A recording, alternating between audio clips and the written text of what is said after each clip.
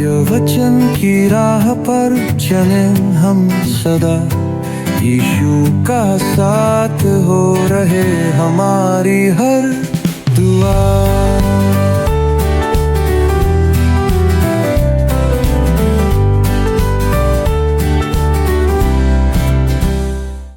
प्रिय दर्शकों, प्रभु यीशु मसीह के नाम में मैं आपका क्रमबद्ध बाइबल अध्ययन कार्यक्रम सत्य वचन में हार्दिक स्वागत करती हूँ। आज हम जकरिया की पुस्तक से अद्भुत और गहन संदेश को समझेंगे। इस खंड में परमेश्वर अपने लोगों को एक स्पष्ट बुलावा देते हैं। बच निकलो हे सिय्योन के रहने वालों। यह एक बुलाहट है बाबुल से बाहर आने की, संसार की बंधनों से आजादी पाने की और परमेश्वर की उपस्थिति में लौट आने की, और यह भी कि कैसे वह राष्ट्रों के बीच सिय्योन को फिर से स्थापित करेगा। आइए दर्शकों, हम परमेश्वर के दास के द्वारा इस दर्शन के माध्यम से यह जानने का प्रयास करें कि परमेश्वर आज हमसे क्या कह रहे हैं। प्रिय मित्रों, हमारे सभी भाइयों और बहनों, आप सभी पर हमारे परमेश्वर पिता का प्रेम, अनुग्रह और दया बहुत आयत से बनी रहे। मुझे विश्वास है कि जकरिया की पुस्तक का यह अध्ययन आपके लिए बहुत सी बातों को जानने और विश्वास में दृढ़ बनने रहने का कारण साबित हो रहा होगा। परमेश्वर के वचन को जानने और उस पर चलने से हमें न केवल संतुष्टि मिलती है, पर विश्वास भी बढ़ता चला जाता है। मित्रों, हमने पिछले प्रसारण में नापने की डोरी के दर्शन को विस्तार से देखा और समझा था और जाना था कि उस पुरुष ने जो स्वयं देह धारण के पूर्व प्रभु यीशु मसीह था, जकरिया को बताया कि वह यरूशलेम की लंबाई और चौड़ाई नापने जा रहा है। उसी समय एक स्वर्गदूत कहता है कि यरूशलेम नगर का विस्तार होगा। दोस्तों, आज वहां का यही दृश्य है। उसने यह भी कहा कि यहोवा उनकी रक्षा में आग की शहरपनाह ठहरेगा और उनके मध्य वास करेगा। दोस्तों, यह प्रभु राज के युग की चर्चा है, जब शकीना महिमा लौटकर मंदिर में भर जाएगी, जैसा यहेजकेल ने अपने दर्शन में देखा था। और जकरिया यहाँ पर कहता है, यहोवा की यह वाणी है कि मैं आप उसके चारों ओर आग की सी शहरपनाह ठहरूंगा और उसके बीच में तेजोमय होकर दिखाई दूंगा। चलिए मित्रों, अब हम आगे बढ़ते हैं और अगले पद पर आते हैं, जो दूसरे अध्याय का 6वां पद है। लिखा है, यहोवा की यह वाणी है, देखो सुनो, उत्तर के देश में से भाग जाओ, क्योंकि मैंने तुमको आकाश की चारों वायुओं के समान तितर बितर किया है। मित्रों, परमेश्वर यहोवा कहता है, देखो सुनो। दोस्तों, यह सुनने की पुकार है। वो कहता है, तुम मेरी बात सुनो। सुनो कहना पर्याप्त था, पर परमेश्वर कहता है, देखो सुनो। उसका अर्थ है कि वह कुछ महत्वपूर्ण बात कहने जा रहा है और एक प्रकार से यह उनके लिए चेतावनी थी। पर आगे परमेश्वर उनसे क्या कहता है? लिखा है, उत्तर के देश में से भाग जाओ। मित्रों, अगले पद में इस बात को स्पष्ट किया गया है कि उत्तर देश कोई और नहीं, बेबीलोन है। बाबुल को ही उत्तर का देश कहा गया है। दोस्तों, यद्यपि बेबीलोन फिलिस्तीन के पूर्वी क्षेत्र में उपस्थित है, पर जो उत्तरी देश कहा गया है उसका कारण यह है क्योंकि आक्रमणकारी जो सेनाएं हैं और उनका व्यापारिक कारवां बेबीलोन से यरूशलेम तक उस उपजाऊ क्षेत्र अर्थात अर्धचंद्राकार मार्ग कहलाने वाले उस मार्ग के द्वारा से उत्तर की ओर से फिलिस्तीन में प्रवेश करता था, और यही कारण है कि उसे उत्तर का देश कहा गया है। अब अगले पद में वो कहता है, या इस पद के आगे, क्योंकि मैंने तुमको आकाश की चारों वायुओं के समान तितर बितर किया है। जैसा कि इतिहास के लेख से विदित है कि यह भविष्यवाणी के 2 वर्ष बाद बेबीलोन का पतन हुआ था, पर इसकी अंतिम पूर्ति अंत समय में पूरी होने जा रही है, जब परमेश्वर अपने लोगों को संपूर्ण संसार से एकत्र करेगा और यरूशलेम में लेकर आएगा। दोस्तों, अब हम आते हैं पद 7 पर, जैसा लिखा है, हे बेबीलोन वाली जाति के संग रहने वाली, सियोन को बचकर निकल भाग। मित्रों, इसका अर्थ है बाबुल से भाग निकलो। पर क्यों? क्योंकि बेबीलोन का पतन होने जा रहा था। परमेश्वर उसे नाश करने जा रहा था। मैं एक बार पुनः 4 सींग और 4 लोहार वाले दर्शन पर वापस आना चाहता हूँ। दोस्तों, आपको याद होगा, पहला सींग बेबीलोन है, पर पहला लोहार या बढ़ाई मादी और फारसी राजा हैं जो अभी आने वाले हैं। वह बेबीलोन को नष्ट करने जा रहा था और अब वह पहला लोहार दूसरा सिंह बनने जा रहा है और इस रीति से वह परमेश्वर के लोगों को सताएगा। इस कारण परमेश्वर उस राष्ट्र को हटाकर दूसरे लोहार को लाएगा जो कि यूनान है। तब उसके बाद एक अन्य शासक एंटियोकस एपिफनीस के द्वारा, जो सिकंदर महान के विभाजित राज्यों का ही एक शासक होगा, इस्राएल गंभीर रूप से पीड़ित किया जाएगा। और इसके बाद परमेश्वर एक और लोहार का उदय करेगा जो रोम होगा। वह यूनान की शक्ति को नष्ट करेगा। पर जब रोम एक समृद्ध राज्य और विश्व शासक बन जाएगा, तब उसे कौन सा लोहार नाश करेगा या कौन उसे नष्ट करेगा? इतिहास हमें बताता है कि रोमी साम्राज्य भी बिखर गया। यह भविष्यवाणी हमें बताती है कि अंत के दिनों में फिर से यह रोमी साम्राज्य का उदय होगा या वो फिर से एकत्र होगा। पर उसे कौन नाश करेगा, यह प्रश्न उठता है। मित्रों, उसे नाश करने के लिए प्रभु यीशु मसीह स्वर्ग से आएगा, जो उसका दूसरा आगमन होगा। और वही नासरत का लोहार या वही नासरत का बढ़ई है, वही नापने वाली डोरी लिए हुए वह पुरुष है। प्रभु यीशु ही क्रिस्त विरोधी और उसके राज्य का अंत करेगा। तब उसके बाद मसीह यीशु इस पृथ्वी पर अपना राज्य स्थापित करेगा। दोस्तों, इन दर्शनों में हमें यही चित्रण प्रस्तुत किया गया है जो इस अत्यंत महत्वपूर्ण बात को हमें बताता है। अब हम आगे बढ़ते हैं और अध्याय 2 के पद 8 को पढ़ते हैं। लिखा है, क्योंकि सेनाओं का यहोवा यूं कहता है, उस तेज के प्रकट होने के बाद उसने मुझे उन जातियों के पास भेजा जो तुम्हें लूटती थीं, क्योंकि जो तुमको छूता है वह मेरी आंख की पुतली को छूता है। दोस्तों, यहाँ पर मेरी आंख की पुतली एक असामान्य अभिव्यक्ति है जो धर्मशास्त्र बाइबल में अन्य स्थानों पर पाई भी जाती है। इस उदाहरण में यह इब्रानी भाषा का शब्द बाबाह है, जिसका अर्थ है आंख की पुतली या द्वार। वह द्वार जिससे रोशनी हमारी आंखों में प्रवेश करती है। यह एक अभिव्यक्ति है जो शरीर के अति महत्वपूर्ण और बहुमूल्य भाग को प्रकट करती है। आसानी से चोटिल होने वाला भाग है और ऐसे भाग को वह प्रकट करता है जिसे सबसे अधिक सुरक्षा की आवश्यकता होती है। मित्रों, परमेश्वर इस्राएल को इसी प्रकार से देखता है, अपनी आंख की पुतली के समान। इस्राएल परमेश्वर के लिए यही महत्व रखता है। तब हम आगे बढ़ते हैं और पद 9 को देखते हैं। लिखा है, देखो मैं अपना हाथ उन पर उठाऊंगा, तब वे उन्हीं से लूटे जाएंगे जो उनके दास हुए थे। तब तुम जानोगे कि सेनाओं के यहोवा ने मुझे भेजा है। मित्रों, लिखा है, देखो मैं अपना हाथ उन पर उठाऊंगा। इसका अर्थ है कि परमेश्वर को बस इतना कहना है कि वह अपने लोगों के विरुद्ध उठने वाले शत्रुओं के तरफ धमकी भरे स्वर में हाथ उठाएगा। और जब वो कहता है वे उन्हीं से लूटे जाएंगे जो उनके दास हुए थे, उनके दास उन्हीं के मालिक बन जाएंगे। मित्रों, अब हम आते हैं उस भविष्यवाणी पर जो धर्मशास्त्र बाइबल में एक अति महत्वपूर्ण भविष्यवाणियों में से एक है। आइए हम मिलकर पढ़ें जकरिया 2 उसका 10वां पद।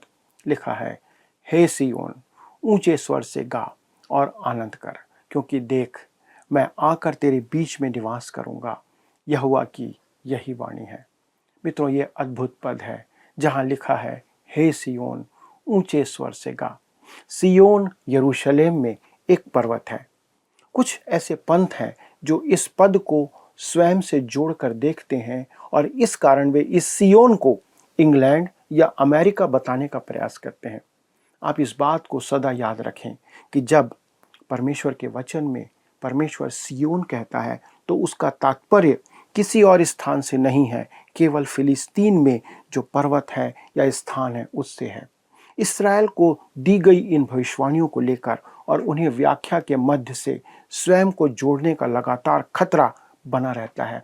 लोग अपने आप को इस वचन के आधार पर कहीं कहीं जोड़ते हैं और निश्चित रूप से हम इसे अपने देश और अपने जीवन पर लागू कर सकते हैं, क्योंकि यह महान सिद्धांत हमें बताए गए हैं। लेकिन जब परमेश्वर किसी भौगोलिक परिस्थिति के बारे में, रीति के बारे में कहता है तो उसका मतलब बिल्कुल वही है जो यहाँ लिखा हुआ है। लेकिन कोई व्याख्याकार कहता है यह एक दर्शन है। हाँ, मैं मानता हूँ लेकिन यह एक दर्शन, एक वास्तविकता का दर्शन है। हमारे एक मित्र हैं जो प्रकाशित वाक्य की पुस्तक पर हमारी व्याख्या पर असहमति जताते हैं। जब हम उनसे पूछते हैं कि वह क्या है, तो वह कहते हैं बस वह प्रतीकात्मक है, अर्थात जो प्रकाशित वाक्य है। पर मैं उनसे पूछता हूं कि किस बात का प्रतीक है, तब उनका उत्तर होता है कि बस एक प्रतीक है। मित्रों, क्या आप नहीं जानते कि प्रतीक को या जिस बात को प्रतीकात्मक रूप से प्रकट किया जा रहा है, उस चीज को किसी का प्रतीक होना आवश्यक है और इसका कोई मतलब होना चाहिए। दोस्तों, बस आप किसी एक बात को पकड़कर कोई स्पष्टीकरण नहीं निकाल सकते कि इसका मतलब या इसका अर्थ उससे यही है। पर आप कैसे जानते हैं कि इसका क्या अर्थ है जो बातें बाइबल में दी गई हैं? यह किस चीज का प्रतीक है?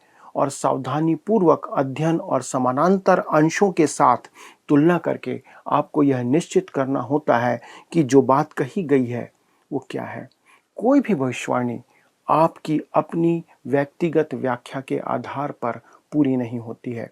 इसे परमेश्वर के संपूर्ण वचन द्वारा परखा जाना आवश्यक है। इसका मतलब यह है कि जो बात वचन एक जगह कह रहा है, उसको दूसरे जगह कोई दूसरा वचन इसे पूरा करता है। इस कारण जब परमेश्वर किसी भौगोलिक स्थान का जिक्र करता है, जैसे सियोन, तो उसका मतलब इस्राएल में स्थित सियोन से ही है। और आप इस बात पर भी ध्यान दें कि वह कहता है, हे सियोन की बेटी, जैसा दूसरे अनुवाद में दिया गया है, जो केवल इस्राएल के संदर्भ में है। यह इस्राएल के लिए उपयोग की गई बहुत ही प्रचलित उक्ति है, जिसका अर्थ कोई अन्य देश या कोई अन्य समूह कभी नहीं हो सकता। वो इस्राएल ही है, याकूब की संतान ही है। तब इस पद में आगे कहता है, देख मैं आकर तेरे बीच में निवास करूंगा। यहोवा की यही वाणी है। दोस्तों, परमेश्वर इस पद को अक्षरशः पूरा करेगा। परमेश्वर का उद्देश्य पृथ्वी पर सियोन नामक भौगोलिक स्थान पर आना है और वहां के लोगों को या वहां के लोगों के एक निश्चित समूह के साथ रहना है। ये परमेश्वर का उद्देश्य है और वो स्थान है सियोन की पुत्री इस्राएल। अब आइए हम आगे बढ़ते हैं और पद 11 और 12 को पढ़ते हैं, जो जकरिया के दूसरे अध्याय का है।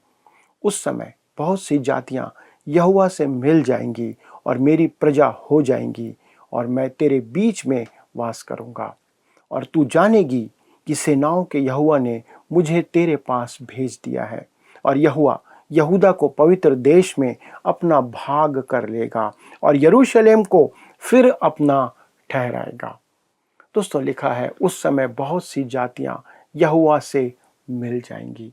ध्यान दीजिए कि केवल इस्राएल ही नहीं, पर उस दिन बहुत सी जातियां अर्थात बहुत से देश प्रभु यीशु मसीह पर विश्वास करने लगेंगे। यहोवा से मिल जाएंगी का अर्थ है वे उस पर ईमान लाएंगे, वे उस पर विश्वास करेंगे, उनके अंदर आत्मिकता का अनुभव आएगा जो प्रभु यीशु मसीह के लहू के द्वारा से होता है। और तब आगे लिखा है, और यहोवा यहूदा को पवित्र देश में अपना भाग कर लेगा। बहुत सी जातियों का यहोवा में मिल जाने का अर्थ यह नहीं है कि परमेश्वर यहूदा को दी गई प्रतिज्ञा को पूरी नहीं करेगा।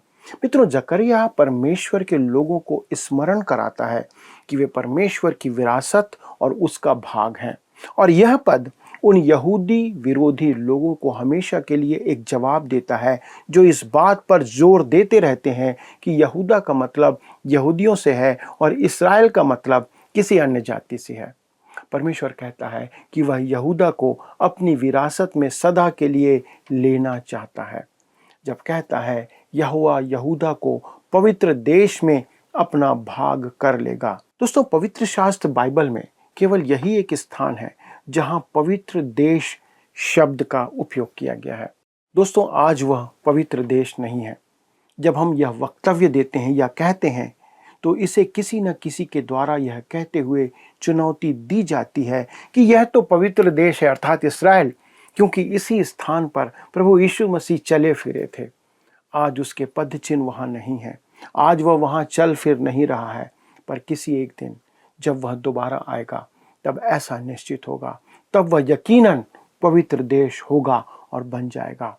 तब अंत में लिखा है, और यरूशलेम को फिर अपना ठहराएगा। मित्रों, यह भाग प्रकट करता है कि आज वह यरूशलेम को चुन नहीं रहा है या उसका भाग नहीं दिख रहा है, लेकिन जब वह उसे चुनेगा तब वह इस पृथ्वी की राजधानी बन जाएगा। याद रखिए कि कोई भी भविष्यवाणी किसी भी व्यक्ति के व्यक्तिगत व्याख्या या विचारों से पूरी नहीं होती है। उसे धर्मशास्त्र बाइबल के अन्य पद से साबित किया जाना आवश्यक है। इसलिए आइए हम यशायाह के इस बात को देखते हैं जो हमें यशायाह 2 अध्याय के 2 और 3 पद में मिलता है और उस बात को पूरा करता है। लिखा है, अंत के दिनों में ऐसा होगा कि यहोवा के भवन का पर्वत सब पहाड़ों पर दृढ़ किया जाएगा और सब पहाड़ियों से अधिक ऊंचा किया जाएगा और हर एक जाति के लोग धारा के समान उसकी ओर चलेंगे। बहुत से देशों के लोग आएंगे और आपस में कहेंगे, आओ हम यहोवा के पर्वत पर चढ़कर याकूब के परमेश्वर के भवन में जाएं। तब वह हमको अपने मार्ग सिखाएगा और हम उसके पथों पर चलेंगे, क्योंकि यहोवा की व्यवस्था सियोन से और उसका वचन यरूशलेम से निकलेगा। आमीन। यह सभी बातें सहस्त्राब्दी राज के समय की ओर निहारती हैं, जो उस समय में पूरी होने जा रही हैं। तब अध्याय 2 के अंतिम पद 13 में वह कहता है, जकरिया 2:13, हे सब प्राणियों, यहोवा के सामने चुप रहो, क्योंकि वह जाग कर अपने पवित्र निवास स्थान से निकला है। उस दिन समस्त पृथ्वी उसके सामने शांत रहेगी। दोस्तों, आज हम बोलने की स्वतंत्रता पर बहुत बात करते हैं, पर भविष्य में उस दिन हमारे लिए शांत रहने की अद्भुत स्वतंत्रता का समय होगा। पर ऐसा क्यों? क्योंकि परमेश्वर अपने पवित्र मंदिर में वास करेगा और समस्त पृथ्वी उसके सामने शांत रहेगी। यह सहस्त्राब्दी राज के दौरान पृथ्वी पर उसकी प्रगट उपस्थिति की प्रतीक्षा करता है। भविष्य के दिनों की यह संभावना जकरिया के दिनों में उन लोगों के लिए एक प्रोत्साहन होनी चाहिए थी। दोस्तों, मुझे यकीन है कि यह उनके लिए थी और यह आज हमारे लिए एक प्रोत्साहन होना चाहिए। परमेश्वर के पास हम में से हर एक के लिए एक योजना है, एक उद्देश्य है। वह आपके जीवन में और मेरे जीवन में काम कर रहा है। वह हमारे हृदय में काम कर रहा है, आपके हृदय में काम कर रहा है, ताकि हम उसकी भली इच्छा के अनुसार काम करें और चलते रहें। दोस्तों, उसके साथ कदम से कदम मिलाकर चलना और उसी दिशा में चलना जिस दिशा में वह चल रहा है, कितना भला और अद्भुत है। दोस्तों, इसके साथ यह अध्याय यहाँ पर समाप्त होता है, जो हमें एक आशा और भविष्य की योजना गहराई के साथ प्रकट करता है। क्या आपके लिए यह लाभदायक रहा? कृपया हमें फ़ोन, SMS के द्वारा सूचित करें कि आज आपने कौन सी बात सीखी, कौन सी बात है जो आपके हृदय को स्पर्श कर गई, ताकि हम भी आपके साथ परमेश्वर को धन्यवाद दे सकें। आइए प्रार्थना करें। स्वर्गीय पिता, हम धन्यवाद देते हैं कि आपने इस संसार के लिए और हम में से हर एक के लिए एक योजना बनाया है। आप अपनी योजना की तरफ बढ़ रहे हैं और उसे पूरा कर रहे हैं। पिता, हम धन्यवाद देते हैं कि आपने अपने वचन से इस बात को प्रकट किया कि एक समय आएगा जब आप इस पृथ्वी पर राज्य करेंगे। सारा अधिकार आपका होगा प्रभु, आपका शासन इस पृथ्वी पर होगा और लोग आपके अनुसार चलेंगे। प्रभु, उस धन्य दिन की आशा में हम आनंदित रहते हैं, क्योंकि हम जानते हैं प्रभु, यदि हमारा विश्वास आप पर है तो हम एक दिन आपके साथ इस पृथ्वी पर होंगे जब आपका राज्य स्थापित किया जाएगा। हमारे सभी दर्शकों को आपके हाथों में सौंपते प्रभु, उनके लिए विनती करते पिता, यदि वे किसी परेशानी में हैं, समस्या में हैं, दुख में हैं, अनुग्रह करें, उन पर दया करें, उनके जीवन में शांति प्रवाहित करें, ताकि वे शांति के साथ अपना जीवन व्यतीत करते रहें। आपकी सहायता के लिए धन्यवाद देते हुए विनती प्रभु यीशु क्रिस्त के नाम से मांगते हैं, आमीन। प्रिय दोस्तों, अगले प्रसारण में इस अद्भुत अध्ययन को, इस दर्शन के अध्ययन को हम आगे बढ़ाएंगे। तब तक परमेश्वर का अनुग्रह, उसकी उपस्थिति आपके जीवन में बनी रहे। प्रभु आपको आशीष दे। आइए अब हम प्रश्नों को देखें। पिछले प्रश्न का उत्तर है सी, पूर्वी फाटक। वचन के आधार पर यरूशलेम की शहरपनाह का पूर्वी फाटक अधिक महत्व रखता है, क्योंकि अंत समय में मसीह उसी फाटक से प्रवेश करेगा। आज के अध्ययन पर आधारित प्रश्न है, शैतान यहोशू महायाजक के दाहिनी ओर खड़ा होकर खाली स्थान कर रहा था। ए, उसका समर्थन, बी, उससे प्रेम, सी, उसका विरोध, डी, उसकी प्रशंसा। मित्रों, इस प्रश्न का उत्तर हमें कल सुबह 6 बजे से पहले विकल्प A, B, C या D के साथ अपना नाम, पता, स्थान के साथ 9651433397 पर SMS या WhatsApp करें। प्रिय मित्रों, आज के अध्ययन में हमने देखा कि परमेश्वर अपने लोगों को पुकारते हैं बाहर आने के लिए, अलग होने के लिए और उसके समीप आने के लिए। यह पुकार है संसार के आकर्षणों से मुंह मोड़कर परमेश्वर के वचन और उसकी उपस्थिति में जीने की। इसलिए यदि हम परमेश्वर की ओर मुड़ते हैं तो वह न केवल हमें ग्रहण करता है बल्कि हमारे बीच वास भी करता है। उसका प्रेम, उसकी सुरक्षा और उसकी महिमा हमारे जीवन का हिस्सा बन सकती है। तो क्या आज आप परमेश्वर की ओर मुड़ने और उसे ग्रहण करने के लिए तैयार हैं? निर्णय आपको लेना है। प्रभु आपकी सहायता करे इस निर्णय में। मित्रों, इस अध्ययन को दोबारा सुनने के लिए, देखने के लिए आप हमारे YouTube चैनल पर जाइए। वर्ड रिसाउंड्स हिंदी में आप इसे पुनः देख सकते हैं। अधिक जानकारी और प्रार्थना के लिए आप स्क्रीन पर आ रहे नंबर पर संपर्क जरूर कीजिए, जो कि है 9651433397। हमारे परामर्शदाता आपकी सहायता जरूर करेंगे। धन्यवाद। क्या आपको यह कार्यक्रम पसंद आया? अभी हमें एक मिस कॉल करें और आप अगले विजेता हो सकते हैं।